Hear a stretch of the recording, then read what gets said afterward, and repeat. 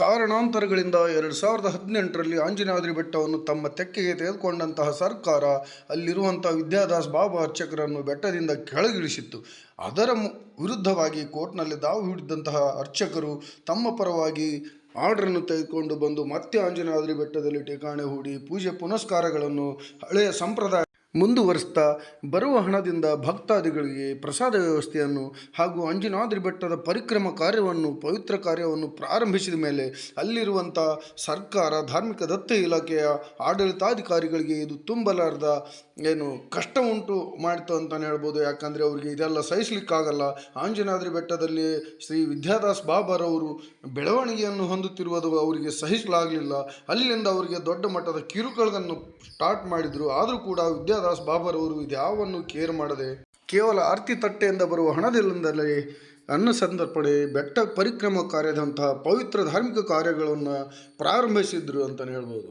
ಇದನ್ನು ಸಹಿಸದ ಕೆಲ ಪಟ್ಟಭದ್ರ ಹಿತಾಸಕ್ತಿಗಳು ಆಂಜನಾದ್ರಿ ಬೆಟ್ಟದ ಆಡಳಿತಾಧಿಕಾರಿಗಳಾಗಿರುವಂಥ ಪ್ರಕಾಶ್ ರಾವ್ ಅವರಿಗೆ ಪ್ರಚೋದನೆಯನ್ನು ನೀಡಿ ಅವರ ಮುಖಾಂತರ ವಿದ್ಯಾದಾಸ್ ಬಾಬಾರವರ ಮೇಲೆ ಜಗಳಕ್ಕೆ ಕಳಿಸಿದ್ರು ಅನ್ನುವಂಥ ಮಾಹಿತಿ ಈಗ ಗೊತ್ತಾಗ್ತಾ ಇದೆ.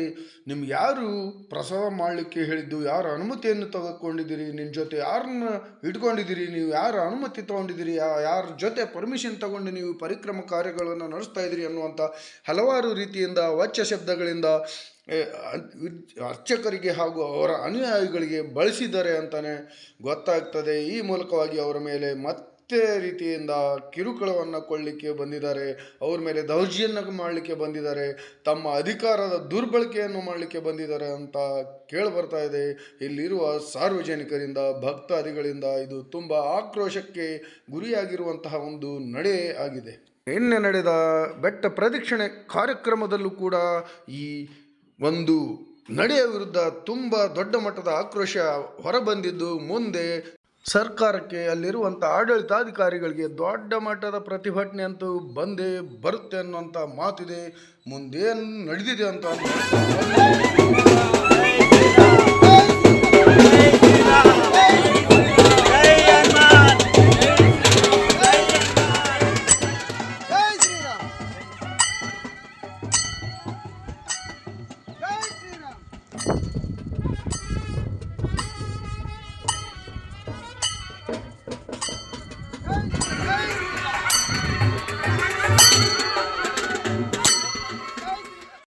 ಬೆಟ್ಟವನ್ನು ಸುತ್ತುವರೆದುಕೊಂಡು ಪ್ರದಕ್ಷಿಣೆ ಮುಗಿಸ್ಕೊಂಡು ಆಂಜನಾದ್ರಿ ಪಾದಗಟ್ಟೆಗೆ ಬಂದು ತಲುಪಿ ತದನಂತರದಲ್ಲಿ ತಮ್ಮ ಆಕ್ರೋಶವನ್ನು ಯಾವ ರೀತಿ ಹೊರಗೆ ಹಾಕಿದ್ದಾರೆ ಭಕ್ತಾದಿಗಳು ಅಂತ ನೋಡ್ಕೊಂಬನ್ನಿ. ನಿಮ್ಗೇನು ಅನ್ಸುತ್ತೆ ಅಂತ ಕಾಮೆಂಟ್ನಲ್ಲಿ ತಿಳಿಸಿ ಕೊನೆಗೆ. ಅದೇ ರೀತಿಯಾಗಿ ಆಂಜನಾದ್ರಿ ಬೆಟ್ಟದ ಭಕ್ತರು ದಯವಿಟ್ಟು ನನ್ನ ಚಾನಲನ್ನು ಸಬ್ಸ್ಕ್ರೈಬ್ ಮಾಡಿಕೊಳ್ಳ್ರಿ. ಈ ವಿಡಿಯೋವನ್ನು ಎಲ್ರಿಗೂ ಶೇರ್ ಮಾಡಿ.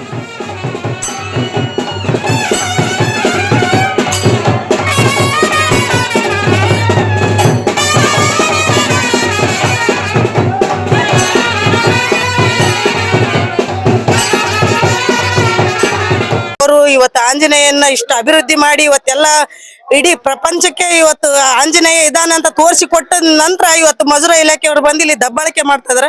ಈ ದಬ್ಬಾಳಿಕೆ ನಿಲ್ಬೇಕು. ಇದು ಬಾಬುಜಿ ಅವ್ರನ್ನ ಎಷ್ಟೇ ಕಳ್ಸಿದ್ರು ಅವರು ಕಳಿಸ್ಬೇಕು ಅವ್ರನ್ನ ಅಂತೇಳಿ ಅವ್ರು ಎಲ್ಲೇನೋ ಊರಿಗೆ ಹೋದಾಗ ಟಾರ್ಚರ್ ಕೊಡ್ತಿದ್ರು ಅವ್ರಿಗೆ. ಅದಕ್ಕಾಗಿ ಈ ಮುಜುರಾ ಇಲಾಖೆ ತೊಲಗಬೇಕು. ಅವ್ರು ಮೊದ್ಲು ಏನೈತೆ ಆಸ್ತಿಯಲ್ಲಿ ಇರ್ಬೇಕು. ಇದು ಆಸ್ತಿಯಲ್ಲಿ ಇದ್ರೆ ಭಕ್ತಾದಿಗಳು ಹೆಚ್ಚಾಗ್ತಾರ. ಸರಿಯಾಗಿ ಊಟದ ವ್ಯವಸ್ಥೆ ಇಲ್ಲಿ ಭಕ್ತಾದಿ ಬಂದ ಇಡೀ ವಿದೇಶದಿಂದ ಬರ್ತಾ ಇದಾರೆ ಇಲ್ಲಿ ಬರ್ತಕ್ಕಂಥ ವಿದೇಶಗಳು ಊಟದ ವ್ಯವಸ್ಥೆ ಇಲ್ಲ, ಡಾಕ್ಟರ್ ವ್ಯವಸ್ಥೆ ಇಲ್ಲ ಅಂತ ಹೇಳಿದ್ರು. ಡಾಕ್ಟರ್ ವ್ಯವಸ್ಥೆ ಇಲ್ಲ. ಸರಿಯಾಗಿ ಇಲ್ಲಿ ಸರ್ಕಾರ ಎಚ್ಚೆತ್ತುಕೊಂಡು ಇಲ್ಲಿರ್ತಕ್ಕಂಥ ಜಿಲ್ಲಾ ಉಸ್ತುವಾರಿ ಸಚಿವರು ಮತ್ತು ಪ್ರವಾಸೋದ್ಯಮ ಸಚಿವರು ಅವರೆಲ್ಲ ಎಚ್ಚೆತ್ತುಕೊಂಡು ಇಲ್ಲಿ ನೋಡ್ಬೇಕು. ಮುಜುರಾ ಇಲಾಖೆ ಫಸ್ಟ್ ಮುಜುರಾ ಇಲಾಖೆ ಏನ್ ಬಹಳ ತೊಂದರೆ ಕೊಟ್ಟಿದೆ. ಇಲ್ಲಿ ಮುಜುರಾ ಇಲಾಖೆ ಇದೆಲ್ಲ ಬಹಳ ತೊಂದರೆ ಕೊಟ್ಟಿದೆ. ಅವ್ರು ಮುಜುರಾ ಇಲಾಖೆ ಬರ್ತಾರಂತ ಬಂದಿಲ್ಲ ಅವರು. ಬಟ್ ಬಂದ್ರ ಅವ್ರಿಗೆ ಕ್ಲಾಸ್ ಇದ್ವು. ಯಾಕಂದ್ರೆ ಮುಜುರಾ ಇಲಾಖೆ ಎಷ್ಟು ಮಾಡ್ಬೇಕು, ತಾವು ಸರ್ಕಾರದಿಂದ ಆಚರಣೆ ನೋಡ್ಬೇಕಂತ ಅವ್ರು ಪ್ರಯತ್ನ ಮಾಡ್ತಾ ಇದಾರೆ. ಇವ್ರು ಗುರುಜಿ ಬಂದ್ ತಟ್ಟೆಗೆ ಏನೋ ಒಂದು ಪ್ರಸಾದಗಳು ಅವರು ಜನಕ್ಕೆ ಏನ್ ಮಾಡ್ಬೇಕು ಭಕ್ತಾದಿಗಳು ಮಾತ್ರ ಮಾಡ್ತಾ ಇದಾರ. ಇಲ್ಲಿ ಇರ್ತಕ್ಕಂಥ ಮುಜುರಾ ಇಲಾಖೆ ಇಲ್ಲಿ ಜಿಲ್ಲಾಧಿಕಾರಿಗಳು ಅವ್ರ DC ಅವರು ಇದು ಕ್ರಮ ತಗೋಬೇಕು. ಮೇನ್ ಇಂಪಾರ್ಟೆಂಟ್ ಇಲ್ಲಿ ಇರ್ತಕ್ಕ ಜಿಲ್ಲಾ ಉಸ್ತುವಾರಿ ಸಚಿವರು ಮೇನ್ ಇಂಪಾರ್ಟೆಂಟ್. ಫಸ್ಟ್ ಅವ್ರು ಎಚ್ಚೆತ್ತಬೇಕು. ಇಲ್ಲಿ ಬಂದು ಬರ್ತಕ್ಕಂಥ ಫಂಡ್ ತಿಂಗಳು 30 ಲಕ್ಷ 40 ಲಕ್ಷ ಜಮಾ ಆಗ್ತಿದೆ, ಸರ್ಕಾರ ಹೋಗ್ತಿದೆ. ಅದೇ ಫಂಡ್ನ ಇದಿತ್ತಪ್ಪ ಅಂದ್ರೆ ಮತ್ತೆ ಗುರುಜಿ ಮೇಲೆ ಇಲ್ಲಿ ಇಲ್ಲ ತರ ಕೇಸುಗಳು ಮಾಡೋದು ಅದು ಮಾಡೋದು. ನಾವು ಸಂಘ ಸಂಸ್ಥೆ ಭಾಗವಹಿಸ್ಬೇಕಾಗ್ತಿದ್ದಾರೆ. ಕೇಸು ಇನ್ ಮಾಡಿ ಇನ್ನೂ ಲಾಭ ನಾವು ಇನ್ನೂ ಲಾಭ ಆಗತ್ತೆ. ಯಾಕಂದ್ರೆ ಬಾಬೂಜಿ ಅವ್ರ ಇರೋದ್ರಿಂದ ಈ ದೇವಸ್ಥಾನ ಉದ್ಧಾರ ಆಗ್ತದೆ. ಇವಾಗ ಇದು ಇಡೀ ವಿಶ್ವದಲ್ಲಿ ಮಾದರಿ ಆಗಿದೆ. ಅದಕ್ಕಾಗಿ ನಾವು ಇಲ್ಲಿ ಇಲ್ಲಿ ಅಧಿಕಾರಿಗಳು, ಮುಜರಾಯಿ ಇಲಾಖೆ ಅಧಿಕಾರಿಗಳು ಎಚ್ಚೆತ್ತಬೇಕು. ನಾವು ಸಂಘ ಸಂಸ್ಥೆ ಎಂಟ್ರಿ ಆದ್ರಪ್ಪ ಅಂದ್ರ ಎಲ್ಲ ನಮ್ಮ ಮೇಲೆ ಕೇಸ್ ಬಿದ್ದಿರ್ ಬೀಳ, ಅದಕ್ಕೇನಿಲ್ಲ, ನಾವು ತೊಂದ್ರೆ ಇಲ್ಲ, ಕೇಸ್ ಆದ್ರಾಗಲ್ಲ. ನಾವಿಲ್ಲಿ ಈ ಕ್ಷೇತ್ರ ಜನಗಳು ಬಂದಂತ ಭಕ್ತರು ಕಿರಿಕಿರಿ ಕೊಡಬಾರ್ದು. ಮುಜರಾಯಿ ಇಲಾಖೆರು ಸರಿ ಊಟದ ವ್ಯವಸ್ಥೆ ಇಲ್ಲ, ಅಷ್ಟೇ ಧೈರ್ಯ ತಮ್ಮ ಊಟದ ವ್ಯವಸ್ಥೆ ಮಾಡ್ಬೋದಲ್ಲ. ಅವ್ರು ಸರ್ಕಾರಿ ಅಂಡವ್ರು ಇತ್ತ ಊಟದ ವ್ಯವಸ್ಥೆ ಮಾಡ್ಬೋದಲ್ಲ. ಯಾರೇ ಇರಲ್ಲ, ನಾವು ಈ ಸಂಘ ಸಂಸ್ಥೆ ಅಂಜನ ಬೆಟ್ಟಕ್ಕೆ ಬೆನ್ನೆಲುಬಾಗಿ ನಿಂದಿರ್ತೀವಿ. ಇಲ್ಲಿ ಇರ್ತಕ್ಕಂಥ ಜನಗಳು, ಇಲ್ಲಿ ಇರ್ತಕ್ಕಂಥ ಭಕ್ತಾದಿಗಳು ಎಲ್ಲರೂ ಸಪೋರ್ಟ್ ಇದೆ. ಗುರುಜಿಗೆ ಏನು ಎದುರಾದ ಅವಶ್ಯಕತೆ ಇಲ್ಲ. ಅದು ಏನಾಗುತ್ತೋ ಆಗಲ್ಲ ಮುಂದಿನ ವಿಚಾರಗಳು. ಬಿಆರ್ ಲಿಂದ ಇವತ್ತು ಹನುಮನ ಸ್ಥಾನದಲ್ಲಿ ನಾವು ದೇವರ ದರ್ಶನವನ್ನ ಪಡಿಲಿಕ್ಕೆ ಬಂದಿದೀವಿ ಅಂತ ಭಕ್ತಿ ಭಾವದಿಂದ ಅನೇಕ ಜನ ನಮ್ಮ ಹಿಂದೂ ಭಕ್ತರು, ನಮ್ಮ ಅಣ್ಣ ತಮ್ಮಂದಿರು ಬರ್ತಾರೆ. ಇಲ್ಲಿ ಡಾಕ್ಟರ್ಗಳ ವ್ಯವಸ್ಥೆ ನೀವು ಮಾಡೋದ್ರಿಂದ, ಪ್ರಥಮ ಚಿಕಿತ್ಸೆ ನೀವು ಕೊಡಿಸೋದ್ರಿಂದ ಇಲ್ಲಿ ಭಕ್ತರಿಗೆ ಅನುಕೂಲ ಆಗುತ್ತದೆ ಅಂತ ನಾನು ರಾಜ್ಯದ ಸಚಿವರಾದ HK ಪಟೇಲ್ ಅವರಿಗೆ ನಾನು ಮನವಿಯನ್ನು ಮಾಡ್ತೀವಿ. ಮೊನ್ನೆ ತಾನೇ ನಮ್ಮ ಮಳೆಮಠ ತಾತನವರು ಸೀನಿಯರ್ ಕಾಂಗ್ರೆಸ್ ಲೀಡರು, ಅವರು ಸಹ ಬಂದಿದ್ರು, ನಾನು ಬಂದಿದ್ದೆ, ಹೇಮಲತಾ ನಾಯಕ್ ಅವರು ಬಂದಿದ್ರು, ಅನೇಕ ಮುಖಂಡರು ಬಂದು ನಾವು ಅವ್ರಿಗೆ ಮನವಿಯನ್ನು ಮಾಡಿದೀವಿ. ಇಲ್ಲಿ ಮೂಲಭೂತ ಸೌಕರ್ಯಗಳನ್ನ ಕಲ್ಪಿಸಿ. ಯಾಕಪ್ಪ ಕಲ್ಪಿಸ್ಬೇಕಂದ್ರೆ ಇದು ನಮ್ಮ ಮನೆಗಾಗಿ ಕೇಳೋದಲ್ಲ, ನಮ್ಮ ಇಲ್ಲಿಗಾಗ ಆನಿಗುಂದಿ ಜನತೆಗಾಗಿ ಕೇಳೋದಲ್ಲ, ಸನಪುರ ಜನತೆಗಾಗಿ ಕೇಳೋದಲ್ಲ, ಹನುಮನಹಳ್ಳಿ ಜನತೆಗಾಗಿ ಕೇಳೋದಲ್ಲ. ಇದು ದೇಶ ವಿದೇಶಗಳಿಂದ ಬರುವಂತ ಭಕ್ತರಿಗೆ ಅನುಕೂಲ ಆಗ್ಬೇಕು. ಯಾಕಂದ್ರೆ ಯಾವುದೇ ಕಾರಣದಿಂದ ಅವ್ರಿಗೆ ಬಂದಂತ ಭಕ್ತರಿಗೆ ಇವತ್ತು ನೆಮ್ಮದಿಯಾಗಿ ಹನುಮನ ದರ್ಶನ ಮಾಡ್ಕೊಂಡು ಸುಖವಾಗಿ ದೇವರ ಆಶೀರ್ವಾದ ಪಡೆದು ಆರಾಮಾಗಿ ಅವರು ತಮ್ಮ ಮನೆಗೆ ಹೋಗಿ ನಮ್ಮ ಆಂಜನಾದ್ರಿಯನ್ನ ನೆನೆಸಬೇಕು, ನಮ್ಮ ಹನುಮನ ನೆನೆಸಬೇಕು. ಆ ನಿಟ್ಟಿನಲ್ಲಿ ನಾವು ರಾಜ್ಯ ಸರ್ಕಾರಕ್ಕೆ ಮನವಿಯನ್ನು ಮಾಡ್ತೀವಿ. ದಯಮಾಡಿ ಇಲ್ಲಿ ಮೂಲಭೂತ ಸೌಕರ್ಯಗಳನ್ನ ಕಲ್ಪಿಸ್ರಿ. ಇಲ್ಲಿ ಒಂದು ಸರ್ಕಾರಿ ಆಸ್ಪತ್ರೆ, ಇಲ್ಲಿ ರೆಗ್ಯುಲರ್ ಆಗಿ ಒಬ್ಬ ಡಾಕ್ಟರ್ಗಳನ್ನ ಇರುವಂತೆ ವ್ಯವಸ್ಥೆ ಮಾಡಿ. ಯಾಕಂದ್ರೆ ಇಲ್ಲಿ ಅವ್ರಿಗೆ ವ್ಯವಸ್ಥೆ ಮಾಡೋದ್ರಿಂದ ಸ್ವಲ್ಪ ಏನಾದ್ರೂ ಹೆಚ್ಚು ಕಮ್ಮಿ ಆಗುತ್ತಿದ್ರೆ ಅವ್ರಿಗೆ ಪ್ರಥಮ ಚಿಕಿತ್ಸೆ ಕೊಡೋದ್ರಿಂದ ಅವರು ಆರಾಮಾಗುವಂತ ಚಾನ್ಸಸ್ ಇರುತ್ತೆ. ಮತ್ತೆ ಇಲ್ಲಿ ಒಂದು ಪೊಲೀಸ್ ಸ್ಟೇಷನ್ ಆಗೋದ್ರಿಂದ ಇಲ್ಲಿ ಯಾವುದೇ ರೀತಿಯ ಅಹಿತಕರ ಘಟನೆ ಆಗಲಾರ್ದಂಗೆ ಪೊಲೀಸ್ ಇಲಾಖೆ ನೋಡ್ಕೊಳ್ಳಕ್ ಅನುಕೂಲ ಆಗುತ್ತೆ. ಇಲ್ಲಿ ನಿತ್ಯ ಅನ್ನ ದಾಸೋಹ ಆಗೋದ್ರಿಂದ ಇಲ್ಲಿ ಲಕ್ಷಾಂತರ ಜನ ಭಕ್ತರು ಬರೋದ್ರಿಂದ ಅವರು ಹೊಟ್ಟೆ ತುಂಬಿಸಿದಂಗ ಆಗುತ್ತದೆ. ಅವರು ನೆಮ್ಮದಿಲಿಂದ ನಮ್ಮ ಆಂಜನಾದ್ರಿ ಬೆಟ್ಟ, ನಮ್ಮ ಹನುಮನ ಜನ್ಮಸ್ಥಳದಲ್ಲಿ ಹೋಗಿದೀವಪ್ಪ, ಅಲ್ಲಿ ಎಲ್ಲ ಮೂಲಭೂತ ಸೌಕರ್ಯಗಳು ಕರ್ನಾಟಕದಲ್ಲಿ ಬಹಳ ಚೆನ್ನಾಗಿ ಮಾಡಿದ್ದಾರೆ. ಇಲ್ಲಿ ಆಂಜನಾದ್ರಿ ಬೆಟ್ಟದಲ್ಲಿ ಮೂಲಭೂತ ಸೌಕರ್ಯಗಳು ಚೆನ್ನಾಗಿ ಕೊಟ್ಟಿದ್ದಾರೆ ಅಂತ ಹೇಳಿ ಅಲ್ಲಿ ಲಕ್ಷಾಂತರ ಜನಗಳಿಗೆ ಹೇಳ್ತಾರೆ. ಅಲ್ಲಿಂದ ಲಕ್ಷಾಂತರ ಜನ ನಮ್ಮ ಆಂಜನಾದ್ರಿ ಬೆಟ್ಟ ನೋಡಕ್ ಬರ್ತಾರೆ. ಇಲ್ಲಿರುವಂತ ನಮ್ಮ ಅಕ್ಕ ತಂಗಿಯರಿಗೆ, ನಮ್ಮ ಅಣ್ಣ ತಮ್ಮಂದಿರಿಗೆ, ನಮ್ಮ ಬಡವರಿಗೆ, ಹನುಮನಹಳ್ಳಿ, ಆನಿಗುಂದಿ, ಸನಪುರ್, ರಾಂಪುರ್, ಮಲ್ಲಾಪುರ್ ಮತ್ತು ಜಂಗ್ಲಿ ಭಾಗದ ಅನೇಕ ಸಣ್ಣ ಒಂದು ರೈತರಿಗೆ ಇರ್ಬೋದು, ಈ ಅಂಗಡಿ ಮುಂಗಟ್ಟುಗಳಿದ್ದರಿಗೆ ಅವರು ಉಪಜೀವನ ನಡೆಸಲಿಕ್ಕೆ ಅನುಕೂಲ ಆಗುತ್ತೆ. ಯಾಕಂದ್ರೆ ಇಲ್ಲಿ ಪ್ರವಾಸಿಗರು ಬರೋದ್ರಿಂದ, ಹನುಮನ ಭಕ್ತರು ಬರೋದ್ರಿಂದ ಇಲ್ಲಿ ಜನಕ್ಕೆ ಒಂದು ಆದಾಯವನ್ನು ಸೃಷ್ಟಿ ಮಾಡೋದಂಗೆ ಆಗುತ್ತೆ. ಅದೇ ರೀತಿ ನಮ್ಮ ನಾಡಲ್ಲಿ ಆಂಜನೇಯ ಹುಟ್ಟಿದ ಸ್ಥಳ ಅಂತ ಹೇಳ್ಕೊಳಕ ನಮಗೆ ಬಹಳ ಹೆಮ್ಮೆಯ ವಿಚಾರವಾಗುತ್ತೆ. ಆದ್ರೆ ನಮ್ಮ ಕೊಪ್ಪಳ ಡಿಸ್ಟಿಕ್ ಆಗ್ಲಿ, ಗಂಗಾವತಿ ತಾಲೂಕಾಗ್ಲಿ ಸಣ್ಣ ಪುಟ್ಟ ಲೀಡರ್ಗಳು ಇಲ್ಲ.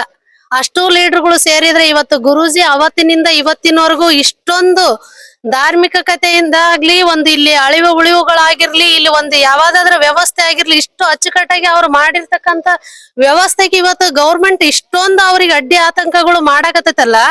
ಇದನ್ನ ಇವತ್ತು ರಾಜು ನಾಯಕ್ ಸರ್ ಆಗ್ಲಿ, ಮಳಿಮಠ ಸ್ವಾಮಿ ಸರ್ ಆಗ್ಲಿ ಮಾತಾಡಿದ್ದು ಇಬ್ರು ಮಾತಲ್ಲಿ ಬಹಳ ಅರ್ಥಪೂರ್ಣವಾಗಿ ವಿಷಯಗಳು ಇದಾವ. ಈ ವಿಷಯಗಳನ್ನ ಪ್ರತಿ ಒಂದು ಲೀಡರ್ನ ಕಲೆಕೊಂಡು ವಾರಕ್ಕೊಂದು, ತಿಂಗಳಿಗೊಂದು ಮೀಟಿಂಗ್ ಮಾಡಿ ನಮ್ಮ ನಾಡಲ್ಲಿ ಇರ್ತಕ್ಕಂಥ ಅಂಜನಾದ್ರಿ ಬೆಟ್ಟನ ಇನ್ನೂ ಹೆಚ್ಚಿನ ಉನ್ನತ ಸ್ಥಾನಕ್ಕ ಒಯ್ಯಕ ಅವ್ರ ಹತ್ರ ಆ ಒಂದು ಶಕ್ತಿ ಕೊಟ್ಟನ ಭಗವಂತ. ಆ ಶಕ್ತಿನ ಅವರೆಲ್ಲರೂ ನಮಗೆ ಒಂದು ಆಶೀರ್ವಾದವಾಗಿ ಅವರು ಕೂಡ ನಮ್ ಜೊತೆಗೆ ಒಂದು ಇವತ್ತು ಗುರೂಜಿ ಶ್ರಮ ಪಡಕತ್ತಿದ್ದು ಯಾವ್ದೇನ್ ಇಲ್ಲಿಂದ ತಗೊಂಡ್ ತಮ್ಮ ಮನಿಗ್ ಒಯ್ಯೋದಾಗ್ಲಿ, ತಮ್ಮ ಇದ್ದು ಬಿದ್ದವರಿಗೆ ತಗೊಂಡ್ ಹೋಗೋದಾಗ್ಲಿ ಯಾವುದೂ ಇಲ್ಲ. ಇವತ್ತು ನಮಿಗಾಗಿ ಅವ್ರು ಇವತ್ತು ಆಂಜನೇಯ ಬೆಟ್ಟನ ಇಷ್ಟೊಂದು ಉನ್ನತ ಸ್ಥಾನಕ್ಕೆ ತಂದರೆ ಇವತ್ತು ನಮ್ ನಾಡಿನ ಜನತೆ ಇನ್ನು ಹೆಚ್ಚೆಚ್ಚು ಜನಗಳು ಬರಾಕ ಕಾರಣ ಮಾಡ್ಬೇಕಂತ ನಿಂತಿದ್ದಾರೆ. ಆದ್ರೆ ಇವತ್ತು ದತ್ತ ಇಲಾಖೆ ಅವರಿಗೆ ಭಾರಿ ಮೋಸ ಮಾಡಾಕತ್ತೈತಿ. ಇವತ್ತು ಅವ್ರಿಗೆ ಕೊಡಂತ ಟಾರ್ಚರ್ ದಿನಕ್ಕೊಂದು ಟಾರ್ಚರ್ ಕೊಡ್ತಾರ. ನಿನ್ನೆ ತಾನೇ ಗುರೂಜಿಗೆ ಒಂಥರ ಟಾರ್ಚರ್, ಗದಗ್ ತನಕ ಹೋಗಿ ವಾಪಸ್ ಬಂದ್ರ ಅವ್ರು.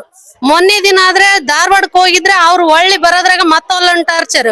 ಇಲ್ಲಿ ಯಾರು ನಾವು ಇಲ್ಲಿ ಓಡಾಡ್ತೀವಿ ಅವ್ರನ್ನ ಮುಖ ಪರಿಚಯ ಮಾಡ್ಕೊಂಡು ಇವತ್ತು ಅವ್ರ ಮೇಲೆ ಕೇಸ್ ಹಾಕಕ್ಕೂ ಕೂಡ ರೆಡಿ ಆದಂತ ಸರ್ಕಾರ ಇಲ್ಲಿ ಉದ್ಭವ ಆಗೈತಿ. ಈ ಸರ್ಕಾರನ ಮಟ್ಟಿಡಂತ ಕೆಲಸ ಇಲ್ಲಿ ನಮ್ಮ ಲೀಡರ್ಗಳು ಮಾಡ್ಬೇಕು. ನಮಗ್ ನಿಮ್ಮೆಲ್ಲರ ಸಾಥ್ ಬೇಕು. ನಮ್ಮ ಗುರುಜಿ ಅವ್ರನ್ನ ನಾವು ಉಳಿಸ್ಕೊಳಕ್ ಬಹಳ ಇಷ್ಟ ಪಡೋಣ. ಇಂತ ಒಂದು ನಿಷ್ಠಾವಂತ ಗುರುಜಿ ಈ ಜಗತ್ತದಾಗ ಎಲ್ಲಿ ನಾನು ನೋಡಿಲ್ಲ ಅಂತ ನನ್ನ ಉದ್ದೇಶ. ಯಾಕಂದ್ರೆ ಇವತ್ತು ಆ ಒಂದು ವ್ಯಕ್ತಿ ತನಗೇನ ಅಪ್ಪ ಇಲ್ಲ ಅಮ್ಮ ಇಲ್ಲ, ಏನನ್ನ ಹೆಂಡ್ರು ಮಕ್ಕಳು ಇಲ್ಲಿಂದ ಏನಾದ್ರೂ ತಮ್ಮ ಮನೆಗೆ ಹೊತ್ಕೊಂಡು ಹೋಗ್ತಾರ. ನಮ್ಮ ನಾಡಿನ ಜನತೆಗಾಗಿ ಇಷ್ಟು ದಿನದವರೆಗೂ ಅಂಜನಾದ್ರಿ ಬೆಟ್ಟನ್ನ ಇಷ್ಟು ಒಂದು ಒಳ್ಳೆ ಸ್ಥಾನಕ್ಕೆ ತಗೊಂಬಂದಾರ. ಇನ್ನು ಹೆಚ್ಚಿನ ಸ್ಥಾನಕ್ಕೆ ಒಯ್ಬೇಕಂದ್ರೆ ಆ ಗುರುಜಿನೇ ನಮಗ್ ಬೇಕು. ಮತ್ತೆ ಇವ್ರು ಯಾರೋ ಗೌರ್ಮೆಂಟ್ ಗುರುಜಿನ ತಂದು ನಮಗಿಟ್ಟು ಅವ್ರು ಯಾರೋ ಒಂದ್ 10 ನಿಮಿಷ ಊಟ ಕೊಡ್ತಾರ. ಈ ಗುರುಜಿ ಬಂದು ಎಲ್ಲಿಂದ ಅಲ್ಲಿ ಬಂದಂತ ತಟ್ಟೆಗೆ ಒಂದು 4 ರೂಪಾಯಿದಿಂದ ಅವ್ರು ಅಷ್ಟೊಂದು ಜನಗಳಿಗೆ ಊಟ ಕೊಡ್ತಾರ.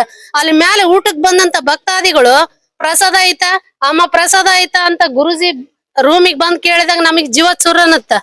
ಇವತ್ತು ಒಂದು ಪಾಪ ಬಂತು, ಅಮ್ಮ ಒಂಚೂರು ಪ್ರಸಾದ ಇದ್ರು ಕೊಡ್ರಿ ಅಂದ್ರೆ ಗುರುಜಿ ಕೊಟ್ ಬರ್ರಿ ಅಂದ್ರು ಒಂದಿಷ್ಟು ಇಟ್ ಕೊಟ್ಟಿವಿ. ಇನ್ನು ಬೇರೆ ಬೇರೆ ಜನಗಳೆಲ್ಲ ಪ್ರಸಾದ ಐತಾ ಅಂತ ಬರ್ತಾರ.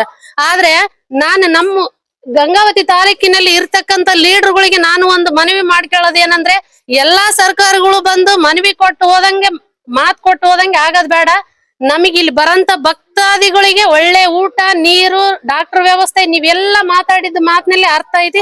ಅದನ್ನೆಲ್ಲ ನೀವು ನಡೆಸ್ಕೊಡ್ಬೇಕಂತ ನಮಸ್ಕರಿಸಿ ಹಾಗೂ ಎಲ್ಲ ಇಲ್ಲಿ ಇರ್ತಕ್ಕಂಥ ಎಲ್ಲ ಸಮಾರಂಭದ ಅತಿಥಿಗಳು ಎಲ್ಲ ನಮ್ಮ ಬಾಬಾ ಅವರಿಗೂ ಕೂಡ ನಮಸ್ಕರಿಸಿ, ಇವತ್ತೇನಂದ್ರೆ ಜಗತ್ತಿನಲ್ಲಿ ಈಗ ಅತಿ ವಿಶ್ವವಿಖ್ಯಾತ ಹೊಂದಿರಬೇಕಂತ ದೇವಸ್ಥಾನದಂದ್ರ ಅದು ಬೇರೆ ಯಾವುದಿಲ್ಲ, ಆಂಜನೇಯ ಸ್ವಾಮಿ ಅಂತೇಳಿ ನಾ ಹೇಳಲಿಕ್ಕೆ ಇಚ್ಛೆ ಪಡ್ತೀನಿ. ಯಾಕಂದ್ರೆ ಇಲ್ಲಿ ಮೊದಲ ಎಲ್ಲಿ ವಿಜಯನಗರ ಸಾಮ್ರಾಜ್ಯ ಕಷ್ಟ ಬರ್ತಿದ್ರು ಎಲ್ಲ ಜನ.